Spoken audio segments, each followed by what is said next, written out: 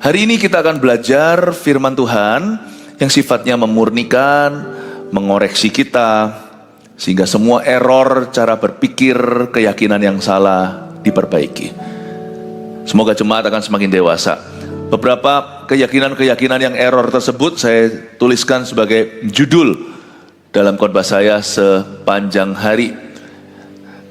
Itu dia semua ya, Anda bisa nanti mengikuti satu persatu karena ini kelihatannya harmless, kelihatannya nggak bahaya, tapi sebenarnya sangat berbahaya. Karena kerajaan Allah adalah kerajaan percaya. Salah percaya, salah arah. Yang pertama, pernahkah Anda mendengar orang berkata, jangan terlalu fanatik lah. Jangan-jangan kita yang suka mematahkan semangat sesama orang Kristen ngomong sama teman-teman kita atau saudara kita, bahkan anggota keluarga, lu jangan terlalu fanatik. Gak usah tahu terlalu banyak lah, nanti justru aku tambah terluka, tambah sakit hati. Tambah tahu busuknya manusia, busuknya orang Kristen, hamba-hamba Tuhan, negatif sekali, pesimis. Kelihatannya baik hati, tapi gak benar tuh. Kenapa jangan terlalu fanatik adalah kalimat yang tidak tepat, karena Wahyu pasal 3 ayat 15 dan 16 munculkan dulu di depan sini. Bunyinya, aku tahu segala pekerjaanmu, engkau tidak dingin dan tidak panas. Udah dimunculkan ya, jangan terlalu fanatik ini ya, ayatnya munculkan dulu Gi. Aku tahu segala pekerjaanmu, engkau tidak dingin dan tidak panas. Alangkah baiknya jika engkau dingin atau panas. Jadi karena engkau suam-suam kuku dan tidak dingin atau panas, aku Tuhan akan memuntahkan engkau dari mulutku. Wahyu pasal 3 ayat 15 dan 16. Tuhan berkata, aku tahu segala pekerjaanmu, I know you. Nah, kenapa kamu tidak sungguh-sungguh? Kira-kira gitulah bunyinya. Engkau tidak dingin dan tidak panas. Coba kita bandingkan rasul-rasul atau murid-murid Yesus. Paulus itu dingin, berdarah dingin malahan. Kemarin baru saya ajarkan tentang Rasul Paulus kepada anak-anak Anda, cucu-cucu Anda atau cicit-cicit Anda. Kemarin tempat ini penuh sekali, dan di semua gereja kita di seluruh dunia kita live streaming Bible Study Eagle Kids. Paulus itu berdarah dingin. Dia pergi kemana-mana, khususnya di kota Damsyik, tangkepin tuh orang Kristen, jeblosin ke penjara, bahkan bunuh mereka. Petrus itu panas. Dia malah justru orangnya gegabah, emosian, potong telinga, dan gampang marah. Dan dia sangat-sangat zealous atau sangat-sangat bersemangat untuk Tuhan. Dia berapi-api banget. Malah justru menurut saya kadang-kadang apinya kurang hikmat. Yudas itu loh separuh-separuh, setengah-setengah. Dia gak fanatik kemana-mana. Itu Yudas. Yudas itu cinta Yesus, pengkhianat total, enggak juga, dia menyesal. Dia lemparkan 30 keping perak tersebut ke dalam bait suci, ke dalam bait suci. Dilemparkan dia lemparkan ke satu tempat. Lalu dia bunuh diri. Tipe orang suam-suam kuku yang enggak fanatik ke kiri, tidak ke kanan adalah orang yang gimana ya? Orang yang kalau Kristen ya, dia karena kenal Tuhan, dia nggak bisa pol-polan di dunia, nggak bisa maksimal. Tapi di gereja dia nggak bisa sungguh-sungguh juga karena terlalu duniawi hati itu. Hatinya terlalu banyak dunianya, dia nggak bisa mengasihi Allah dengan segenap hati jiwa. Tapi nanti kalau di dunia dia tahu surga neraka, dia juga nggak bisa rusaknya itu brol-brolan. Yudas lah, cinta Yesus ya kagak, lumayan. Tapi suruh benci Tuhan waktu dia sadari Yesus tidak bersalah, dia juga nggak tahan.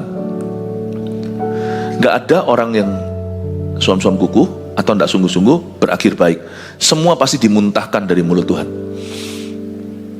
Mendingan Paulus yang berdarah dingin, dia bertobat sungguh-sungguh. Petrus yang berdarah panas berhikmat nanti. Yudas di mana dia? Kalau bukan berakhir di Akeldama, tanah berdarah.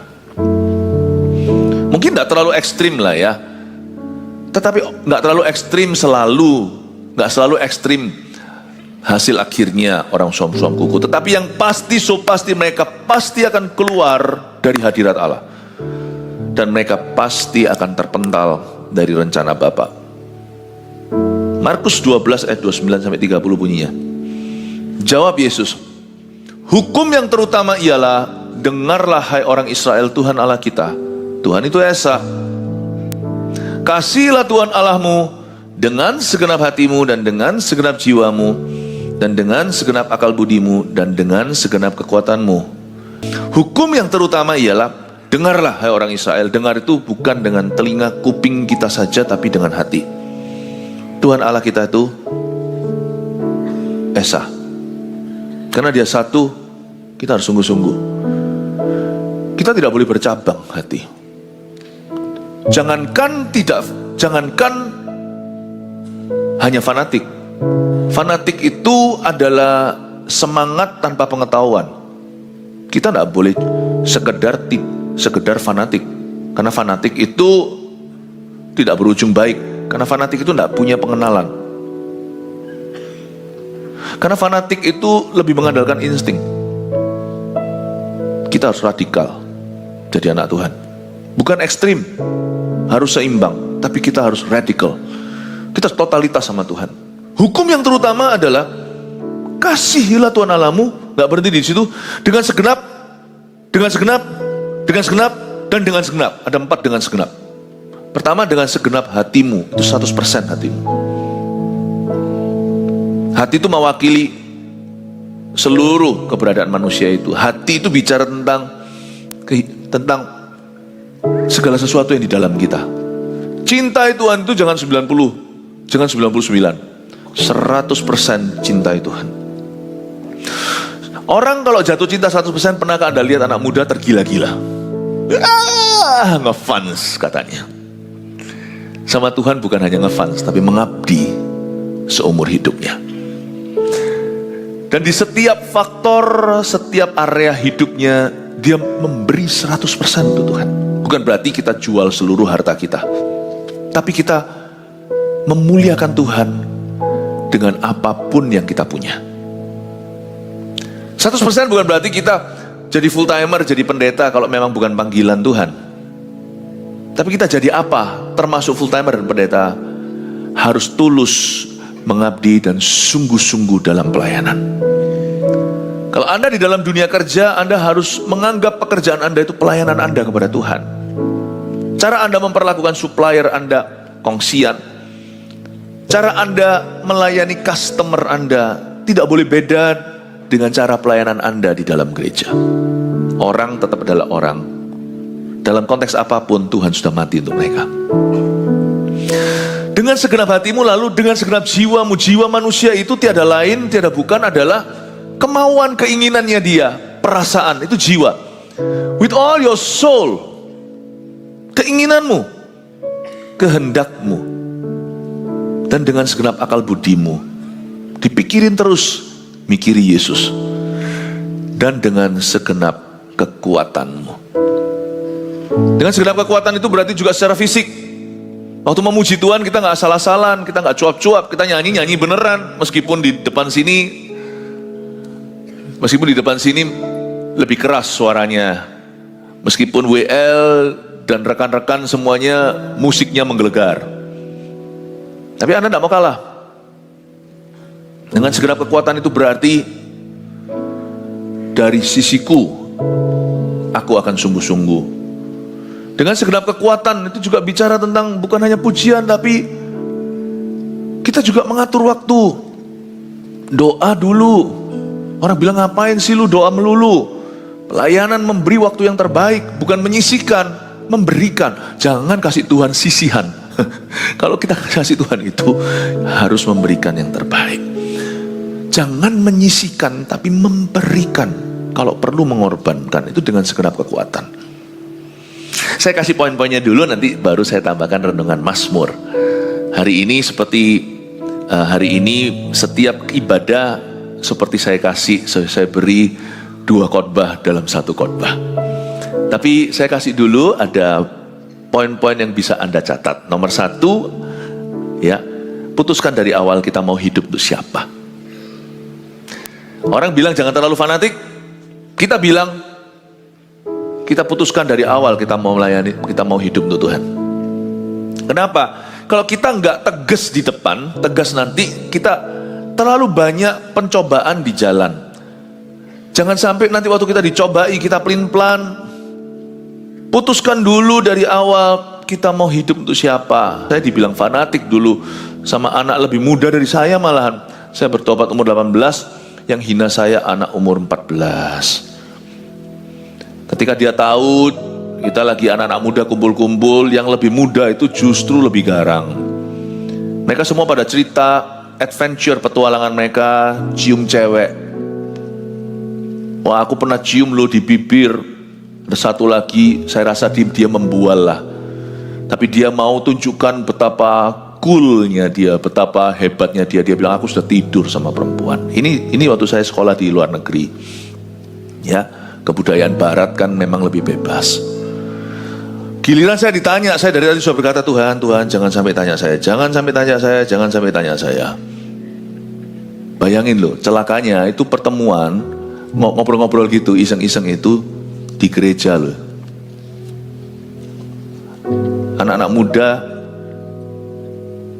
Anak-anak muda di sebuah gereja di negara barat. Ngobrolnya kayak gitu. Puji Tuhan untuk AOG, Army of God kita, semuanya tahu apa yang benar dan apa yang salah. Mereka lakukan atau tidak, itu 2 hal. Semoga. Tapi di gereja ini, kita beritakan kebenaran. Dan mereka tahu standar. Mereka tahu standar Allah yang sangat tinggi. Giliran saya ditanya, how about you Philip? Saya bilang, never kiss the girl. Wah, ketawa semuanya. Saya ditertawain, tahu enggak? Saya bilang, enggak. Saya sudah bertobat dan saya mau sungguh-sungguh. This lips, saya bilang, bibir ini aku reserve hanya untuk nanti istriku. Ketawa malahan. Wah, saya jadi ngomong, Tuhan tahu gitu, aku jangan bicara terlalu banyak. Justru saya sekarang diejek sama mereka, dihina. Tapi coba sekarang lihat siapa yang tertawa. Saya menikah 25 tahun dalam berkat-berkat Kristus dalam rumah tangga. Dan teman-teman saya ini saya tidak bahagia. Sebagian di antara mereka saya tahu mereka berakhir buruk di dalam relationship, dalam hubungan. Saya kasihan. Saya tidak tertawa, saya tidak syukuri. Saya tidak syukur-syukurkan. Saya doakan mereka. Saya putuskan dari awal kok. Sejak saya bertobat sebagai remaja. Aku mau hidup untuk siapa? Karena saya tahu nanti di perjalanan saya pasti akan dihina. Saya pasti akan digoda. Saya pasti akan dicobai. Kalau Anda seorang pengusaha, putuskan. Dari awal Anda itu mau berbisnis pakai cara Tuhan atau pakai cara duniawi. Halalkan segala cara, bahkan korupsi. Kalau perlu uang orang, kita makan, kita lari. Atau Anda mau berbisnis dengan cara firman. Wah, kapan untungnya? Tidak, halalkan segala keuntungan. Berkat Tuhan yang menjadikan kaya, yang penting tangan rajin yang menimba harta. Anda tentukan dulu integritasmu. Siapa yang akan mendikte hidupmu? Apakah dunia lihat sikon dulu, situasi kondisi, atau Anda punya prinsip kehidupan? Akulah jalan, akulah kebenaran, akulah hidup. Putuskan dari awal. Keputusan itu harus dari pangkal, karena ujungnya kita tidak tahu dan perjalanannya penuh dengan goncangan. Amin Bapak Ibu Saudara. 2, jangan hiraukan opini dan pikiran manusia. Biarin kalau orang mau tertawa. Biarin kalau orang mau menghina. Stick to the plan. Tetap pegang kebenaran. Tetap berada di jalur yang benar. 3, kalau buat komitmen, jangan setengah-setengah. Apapun itu juga ya. Ini bisa diterapkan bahkan sampai ke hal-hal kecil di hidup kita. Misalnya les-lesan. Teman-teman yang males-males, ngapain kamu belajar terus? Atau ngapain kalau anak-anak muda, ngapain kamu terus nambah-nambah ekstrakurikuler? Gini loh, kalau Anda sudah buat komitmen, dan kalau Anda sudah sebagai anak muda sudah oke, komit sama-sama dan sepakat dengan papa mama misalnya les apa, jangan setengah-setengah. Apapun yang Anda lakukan di hidup ini, jangan separuh-separuh. Kalau buat komitmen itu all the way. Mau komitmen kudus dalam pacaran misalnya, yang sungguhan, hindari kamar tidur. Kalau mau komitmen dalam sebuah dalam komitmen dalam satu bidang, jangan jadi kutu loncat, jangan gonta-ganti jurusan. Pikirkan sebelumnya, kenapa kita jalan dulu baru mikir. Tuhan tuh selalu kasih kita waktu untuk berdoa. Tapi kalau sekali kita komit ke sesuatu, please sungguh-sungguh. Kalau buat komitmen jangan setengah-setengah, Bapak Ibu Saudara. Mau bertumbuh, mau bergereja, tertanamlah. Jangan hanya datang sebagai jemaat, tapi ikuti programnya di gereja itu. Komit dengan apapun juga itu mesti 100%. Fanatiklah, gak apa-apa. Asal kita tahu bahwa itu komitmen kita. Jangan takut orang bilang apa. Keempat, sudah buat komitmen jangan setengah-setengah. Asah segala kemampuan ke arah sana. Wah, kalau Anda tahu ini jalurmu,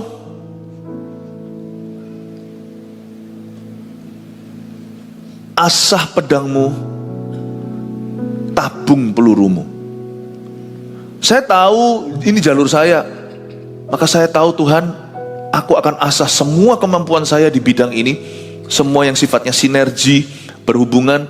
Tuhan tidak pernah memanggil kita untuk multitasking. Kata multitasking itu kedengarannya bagus, tapi susah untuk dilakukan. Kita sebagai anak-anak Tuhan itu mesti konsentrasi.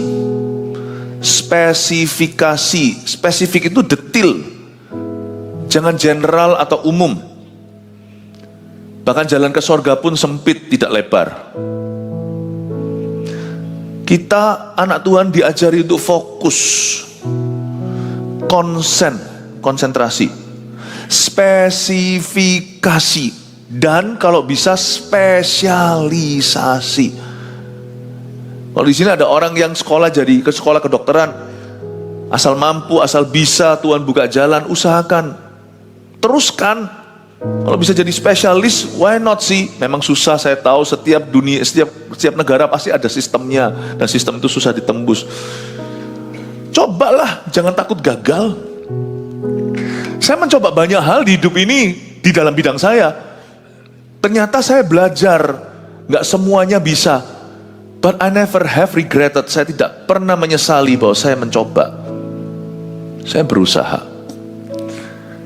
Gak apa-apa, tulis dulu rencananya. Nanti gak dipakai, it's okay. Kita dapat pengalamannya. Kita mungkin tidak diberikan stage atau tidak diberikan platformnya, tapi mempersiapkan ke sana. Ujungnya proposal semua ditolak, ujungnya ide kita semua ditepis. It's okay. Itu melatihmu untuk beride. Saya nggak masalah. Kalau itu bidangku, saya nggak pernah menyesal. Tidak ada peluru yang akan keluar. Itu sia-sia kembali.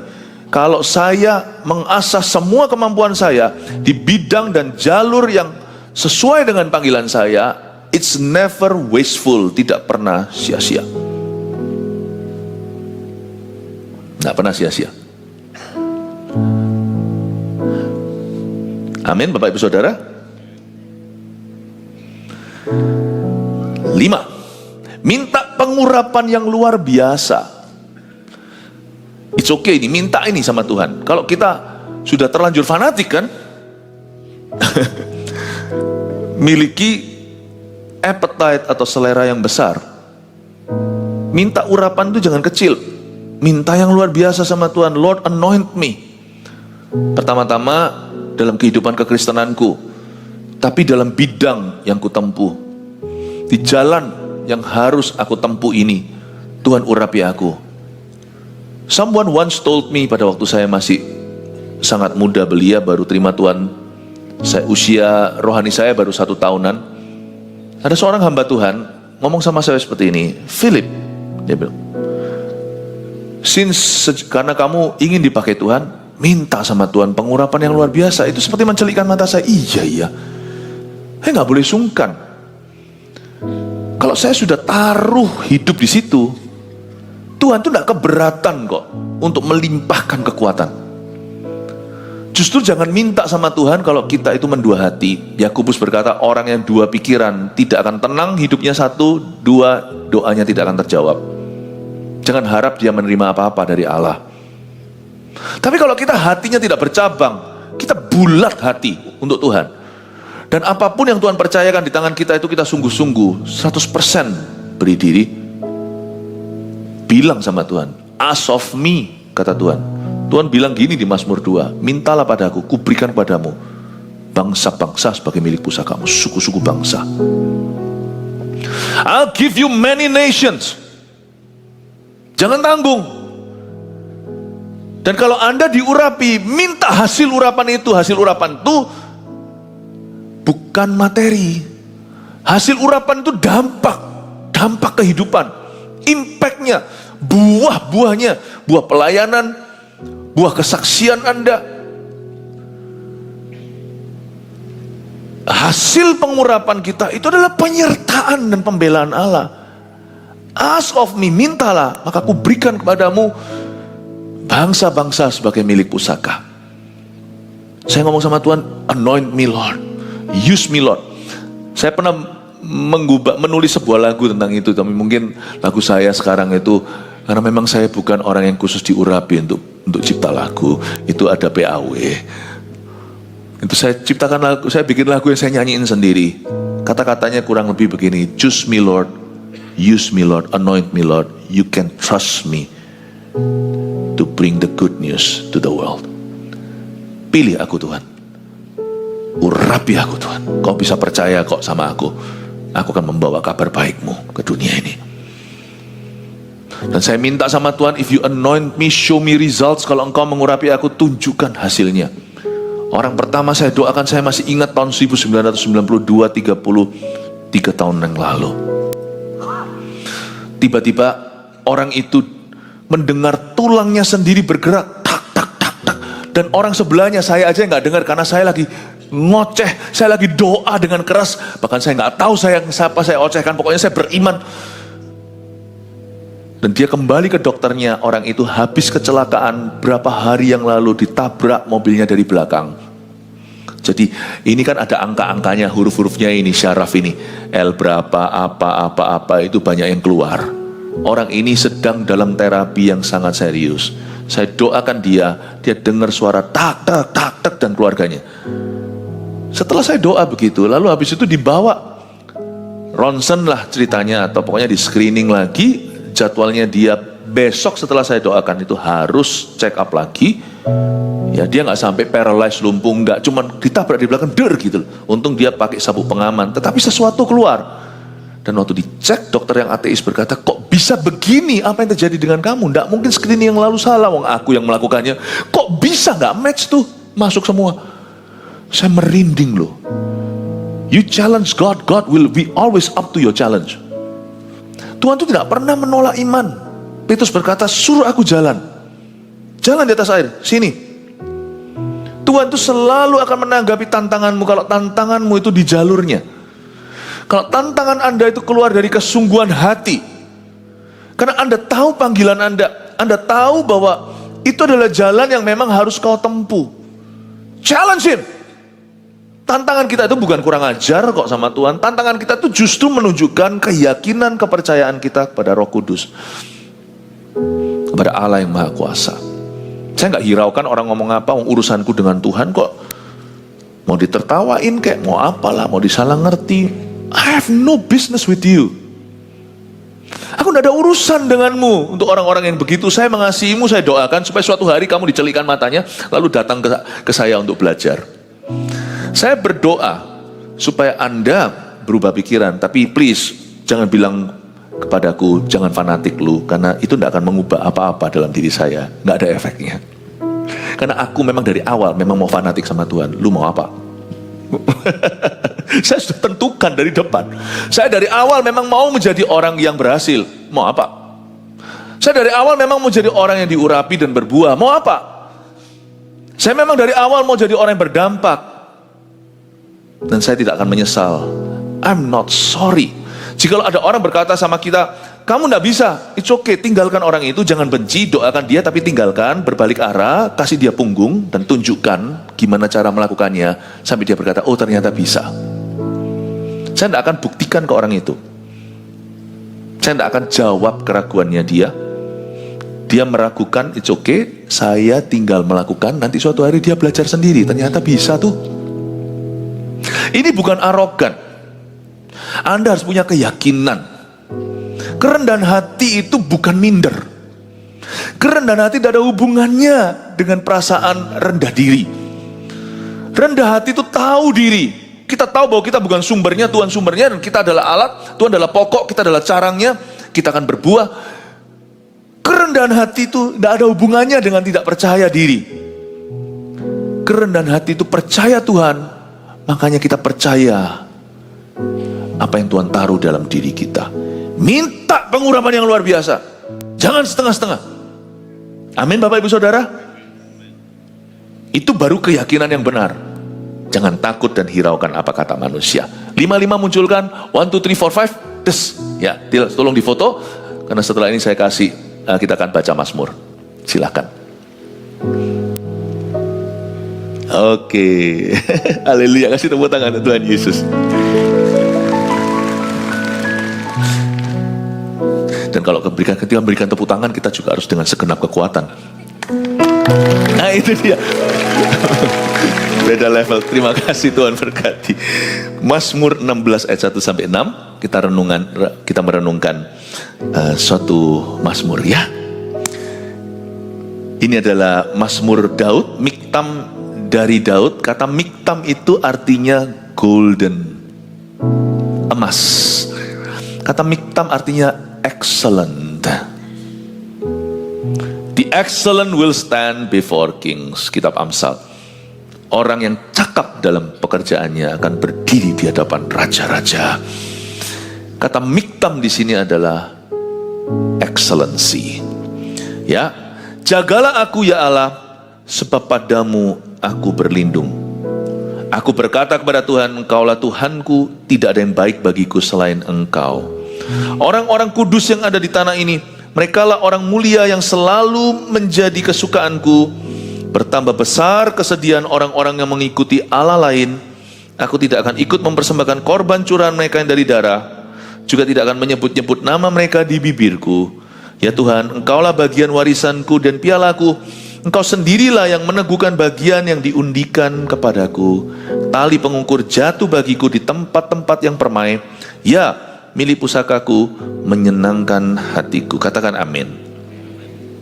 Jagalah aku ya Allah, sebab padamu aku berlindung. Kemungkinan besar Daud sedang dalam masalah. Dia sampai minta perlindungan, berarti dia sedang dalam bahaya. Tapi karena dia itu sudah membangun hubungan yang dekat dengan Tuhan dan hidupnya sungguh-sungguh, di dalam masalah Daud punya pegangan. Orang yang tidak pernah fanatik kemana-mana, tidak pernah totalitas, itu nanti kelihatan dia goyang saat dia di dalam problema. Karena dia tidak akan punya sandaran. Karena itu saya tidak pernah khawatir dengan kalimat ini dilemparkan ke saya, kamu jangan terlalu fanatik. Baik itu bisa pula itu suatu waktu terjadi dalam hidupmu oleh orang-orang terdekat di sekeliling Anda. Tak usah terlalu fanatik. Jangan benci mereka, jangan bantah. Ya, jangan bantah. Tapi juga jangan berubah karena kata-kata mereka. Sebab kalau Anda sungguh-sungguh dengan sesuatu, apalagi jika Anda sungguh-sungguh dengan Tuhan, nanti kesungguh-sungguhan hatimu itu akan menolongmu di saat kau susah. Coba lihat orang yang mengalami perkabungan ya, Tuhan tidak luputkan dari kematian. Namanya kematian itu adalah realita hidup ini. Saya sebagai hamba Tuhan berkali-kali melihat antara orang yang sudah sungguh-sungguh dan orang yang belum sungguh-sungguh ketika ditinggal mati. kesungguh-sungguhan orang yang 100% dengan Tuhan itu menopang dia di saat berduka. Tapi orang yang tidak sungguh-sungguh dengan Tuhan, jangan fanatik lah. Orang itu nanti tidak punya sandaran ketika sesuatu seperti ini terjadi. Entah dia marah, dia kepahitan, dia bingung total, lalu dia hancur lebur hidupnya. Jangankan bisa move on, bahkan dia di mana sekarang berada aja, nggak usah ngomong tentang melihat masa depan. Masa lalunya pun aja sudah penuh penyesalan, masa sekarangnya penuh kebingungan. Saya melihat orang yang sungguh-sungguh itu punya pegangan ketika dia di dalam himpitan. Jagalah aku ya Tuhan, sebab padamu aku berlindung. Aku berkata kepada Tuhan, Engkaulah Tuhanku, tidak ada yang baik bagiku selain Engkau. Daud ini benar-benar 100%. Tidak heran dia itu disebut sebagai seorang raja yang berkenan kepada Tuhan. Dalam bahasa Inggrisnya, a man after God's own heart. Bahasa Indonesianya berkenan. Bahasa Inggrisnya artinya seorang yang ngejar hati Tuhan. Bahkan ada satu mazmur lagi bunyinya seperti ini. My soul follows hard after thee. Early in the morning will I rise up and seek thee. Itu kalimatnya dalam bahasa Indonesia, my soul follows hard after thee. Dalam bahasa Indonesianya tadi itu dinyanyikan, jiwaku merindukanmu, ya Allah yang hidup. Tapi dalam bahasa aslinya, bukan hanya merindukan, jiwaku itu ngotot kejar kamu Tuhan, kejar Engkau. My soul follows hard after you. Jiwaku itu ngejar Tuhan, itu kayak orang itu ngebut sampai top speed untuk bisa keep up, untuk bisa mengikuti Tuhan. Itu maksudnya. Luar biasa. Daud itu kayak gitu orangnya. Engkaulah Tuhanku, gak ada yang baik bagiku selain Engkau. Hanya Kau. Hanya Kau. Ini Daud adalah orang yang bukan hanya punya pegangan, dia melekat pada Tuhan. Mazmur paralel dengan ini yang saya suka baca biasanya adalah Mazmur 91, gak usah dibuka. Karena hatinya melekat padaku. Aku meluputkannya dan memuliakannya, dengan panjang umur akan kukenyangkan dia. Aku akan menyertai dia dalam kesesakan dan dalam kesusahan. Ayat 3. Orang-orang kudus yang ada di tanah ini, merekalah orang mulia yang selalu menjadi kesukaanku. Siapakah orang-orang kudus yang ada di tanah ini? Orang-orang kudus yang ada di tanah ini adalah orang-orang yang sesungguh-sungguh kita. Dan dua, orang-orang yang lebih sungguh-sungguh dari kita. Itu orang-orang kudus yang ada di tanah ini. Mata saya tidak tertuju kepada orang-orang yang suam-suam kuku. Saya mendoakan mereka sebagai ladang misi saya. Tapi sumber S huruf kecil, sumber inspirasi saya dalam hidup saya dari sejak saya kenal Tuhan, saya tidak pernah worship, saya tidak pernah ngefan sama selebriti, nggak pernah. Dan puji Tuhan, anak-anak saya so far nggak ada yang gitu-gituan. Dari dulu bacaan saya itu adalah jenderal-jenderal iman.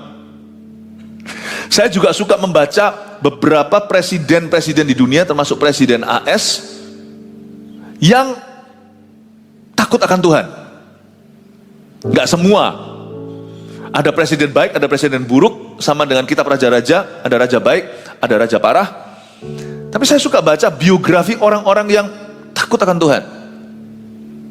Sukses story mereka, bukan hanya suksesnya, yang fair juga. Saya juga suka membaca, tidak berbahagia atas kelemahan mereka, tapi saya juga suka membaca di mana mereka gagal, agar saya belajar. Dari dulu loh, waktu saya kenal Tuhan, awal-awal tidak pernah saya pasang-pasang poster band-band apa zaman itu ya. Zaman sekarang bandnya beda. Jadi saya nggak pernah pasang gitu-gituan. Saya ngefan sama ordinary people, yang jadi extraordinary, orang-orang biasa yang jadi luar biasa. Karena mereka memegang prinsip Allah. Dan karena mereka melekat pada Tuhan. Di setiap bidangnya. Orang-orang kudus yang ada di tanah ini, mereka lah orang mulia. I glorify them. Ini bukan memuliakan mereka seperti memuliakan Allah, tetapi mereka lah yang mulia, yang selalu jadi kesukaanku. Siapakah orang-orang kudus di sini? Orang-orang yang sama sungguh-sungguhnya sama saya, dan orang yang lebih sungguh-sungguh dari aku. Temukan orang-orang itu. Dan saya waktu baca Alkitab, saya senang banget baca tentang Rasul Paulus yang saya ajarkan kemarin ke anak-anak kecil. Demen banget saya baca soal Rasul Paulus. Ngefans banget saya. Ya jangan ngefans sama orang mati, karena Paulus sudah mati. Yang saya sembah Yesus. Yesus lah yang mengubah seorang Saulus jadi Paulus. Tapi suatu hari nanti di sorga ya, saya pasti akan mau ketemu sama banyak tokoh Alkitab. Saya mau tanya banyak-banyak, semoga mereka gak ngerasa terganggu nanti suatu hari di sana. Saya mau tanya sama Rasul Paulus, saya mau tanya sama Boas, saya mau tanya sama Mordekai. Saya mau tanya sama tokoh-tokoh Alkitab yang banyak orang Kristen bahkan tidak tahu mereka siapa kalau saya sebut namanya.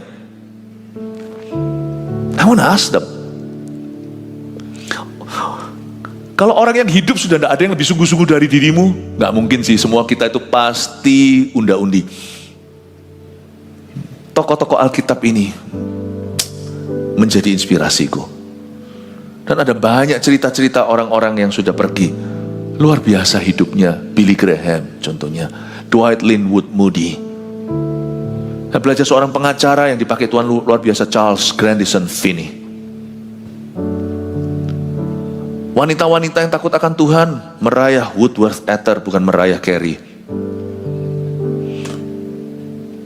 Catherine Kuhlman. Belajar banyak tentang, karena saya bidangnya kan itu. Di setiap bidang itu ada ambasadornya Tuhan. Temukan. So don't worry about orang-orang yang hidup di lumpur. Kasihani mereka, mereka ladang misi, kita doakan. Jangan kau terpengaruh. Orang-orang ini harus mendengar suaramu. Anda harus berbicara dalam hidup mereka. Don't let their words get to you. Jangan izinkan kata-kata mereka meracuni pikiranmu. Saya gak pernah takut orang berkata jangan fanatik, atau orang-orang nanti yang toksik, orang-orang yang hanya mencibir. It's okay for me, it's okay. Yesus pun digituin kok. Nabi-nabi, rasul-rasul, kita doain aja. Jangan hidup untuk opini manusia. Tapi kalau Anda memang perlu lihat manusia, karena kita tetap perlu, come on lah. Tidak ada orang yang yang penting hanya lihat Yesus. Besi menajamkan besi, manusia menajamkan manusia. You need other human figures. Kita butuh figur-figur lain, manusia yang lain. Oleh karena itu disinilah ayat ini berarti orang-orang kudus yang ada di tanah ini. Mereka yang hidup sungguh-sungguh dengan Anda, dan lebih sungguh-sungguh bahkan. Temukan. Dalam kehidupan juga, kalau bisa dalam hidup ini. Karena itu saya bersyukur di dalam CG-CG ada CGL-nya, ada coach-nya. Belajar dari mereka. You learn from the best. Belajar dari Pak Samuel Handoko. Belajar dari Pak Yo. Belajar dari semua hamba-hamba Tuhan ini. Pastor Lipi. Belajar dari Pastor Pau Pau. You know, orang-orang kudus ini yang menjadi kekuatan. Di saat saya lemah, saya mikirin mereka loh. Di samping mikir Tuhan. Tuhan dulu tentunya. Tapi waktu saya lemah, setiap orang kan pasti pernah lemah. Antibody kita pun bisa turun. Kalau saya merasa discouraged, bukan lemah itu artinya kelemahan karakter, bukan. Tetapi discouraged. Ada waktunya kita tuh berani, ada waktunya itu kita kurang berani. Kita rasa kayak, Tuhan, waktu saya ingat mereka, wow. Tapi kalau yang kita ingetin adalah orang-orang yang kata-katanya pesimis dan negatif, kita akan turut jatuh. Karena itu kalau Anda butuh kekuatan iman, jangan carinya di tempat yang salah. Duduk sama pencemooh, berdiri di jalan orang berdosa, mendengar nasihat orang fasik, gak jadi deh malahan. Rencanamu bukan hanya hancur lebur, rencana setan yang menggantikannya. Amin Bapak Ibu. Ayat 4, bertambah besar kesedihan orang-orang yang mengikuti Allah lain. Kata mengikuti Allah lain di sini itu adalah orang yang ikut Allah, tapi juga ikut Allah lain. Ini orang yang nggak fanatik kemana-mana. Sudah jangan terlalu fanatik lah. Tuhan oke, tapi ini juga oke kok. Udahlah, Ambil baiknya masing-masing. Sedikit sana, sedikit sini. Apa namanya, dulu juga ada lagu A Little Bit of apa in my life, a little bit of apa in my life, itu loh. Apa lagu apa itu yang cowok yang nyanyi nyebut nama-nama cewek, a little bit of Susie in my life, a little bit of Susan in my life, a little bit of, nggak pernah punya istri dia, karena playboy. Ini itu iya, ini iya. Dalam dunia hubungan, relationship juga ada yang namanya jangan terlalu fanatik lah. Nggak usah satu wanita, sedikit dia, sedikit itu, sedikit ini. Bukan itu rencana Allah. Bertambah besar kesedihan orang yang mengikuti Allah lain, orang yang pelin-pelan. Bertambah besar orang yang berkata Tuhan iya, tapi itu juga iya. Aku tidak akan ikut-ikut mempersembahkan korban curahan mereka yang dari darah. Juga tidak akan menyebut-nyebut nama mereka di bibirku. Ya Tuhan, Engkaulah. Wah, saya suka sekali. Fanatik banget nih Daud. Engkaulah, you are bagian warisanku dan pialaku. Only you. Engkau sendirilah yang meneguhkan bagian yang diundikan kepada aku. I trust you. Aku percayakan hidupku kepadamu. Apa yang kau undikan itu yang terbaik. Tali pengukur jatuh bagiku di tempat-tempat yang permai. Ya milik pusakaku menyenangkan hatiku. Orang yang sungguh-sungguh Tuhan take care dia. Udah gitu aja. Tuhan mengasihi semua orang, mati bagi setiap orang berdosa. Betul, tapi Tuhan hanya take care orang-orang yang setia padanya. Lu jangan pernah berkata, oh Tuhan mengasihi semua orang berdosa. Iya, dia sudah mati kok. Tapi dia gak bersekutu dengan mereka. Dia gak jalan sama mereka. Dapatkah dua orang tidak sepakat berjalan bersama? Dia hanya jalan dengan orang yang setia dan sungguh-sungguh dengan dia. Saya punya satu pegangan. Karena saya mau sungguh-sungguh dengan Tuhan. 100% saya gak berani klaim itu. Saya masih bertumbuh. Saya masih ada banyak kurangnya. Tapi paling tidak hatiku sudah segenap hati. Paling tidak Tuhan tidak usah khawatir tentang jiwaku, sudah segenap jiwa. Kalau aku gagal dalam setiap langkah, itu karena aku masih manusia. Tetapi hatiku tidak ada pertanyaan lagi. Jiwaku tidak ada pertanyaan lagi. Kekuatanku, aku berusaha nih. Akal budiku perang terus ini di sini itu. Pesimis, optimis, kata-kata Tuhan, perasaanku, overthinking, atau faith, atau percaya, atau iman. Saya masih perang, terus terang. Tapi saya sudah segenap hati sama Tuhan. Saya gak takut. Karena saya tahu, waktu saya sungguh-sungguh tidak suam-suam kuku, Tuhan yang akan take care segala sesuatu di hidupku. Saya berdoa agar firman yang saya bagikan ini menjadi kekuatan bagi Anda, supaya Anda tahun ini jangan menjadi orang Kristen yang useless. Tahukah suam-suam kuku itu artinya useless? Kenapa Tuhan muntahkan? Karena orang yang suam tidak berguna bagi kerajaan surga. Saya berdoa di dalam hidupmu dan di dalam gereja, jemaat GMS yang saya cintai dan gembalakan, mari kita sama-sama berlomba makin sungguh-sungguh dan makin berbuah lebat di dalam Tuhan.